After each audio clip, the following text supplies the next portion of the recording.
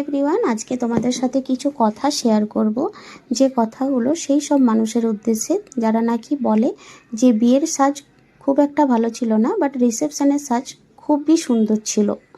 তো তাদেরকে আমি বলে রাখি, একটা মেয়ে যখন বিয়ের পিঁড়িতে বসে তার কিন্তু অনেক বাধা থাকে। ঠিক খাওয়া দাওয়া করা চলবে না, তাদের মনে একটা টেনশন থাকে, একটা ভয় কাজ করে।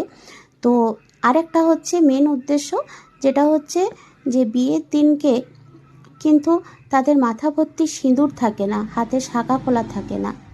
হয়তো তোমরা সবাই বলবে যে খাওয়া দাওয়া বা টেনশনের সঙ্গে বিয়ের সাজের সঙ্গ নেই। হ্যাঁ, আমি জানি সঙ্গ নেই, কিন্তু একটা মেয়ে যখন বিয়ের পিঁড়িতে বসে তার টেনশন, সবারই একটা টেনশন থাকে। তো সেই একটা টেনশন কাজ করে। তার সাথে সাথে কিন্তু একটা মেন ব্যাপার হচ্ছে, মাথা ভর্তি যখন সিঁদুর আর হাতে শাঁখা পলা থাকে তখন কিন্তু টোটালি আমাদের লুক চেঞ্জ হয়ে যায়। তো বিয়ের দিনের লুক থাকে আলাদা রকম, আর রিসেপশনের লুক থাকে কিন্তু আলাদা রকম। বিয়ের দিনের সাজটা খুব একটা অতটা গর্জাস লাগে না, বাট রিসেপশনের দিন শাঁখা পলা বা মাথা ভর্তি সিঁদুর থাকার কারণে কিন্তু অনেকটা গর্জাস লাগে। সিঁথি ভর্তি সিঁদুর থাকার কারণেই কিন্তু মুখ পুরো চেঞ্জ হয়ে যায়।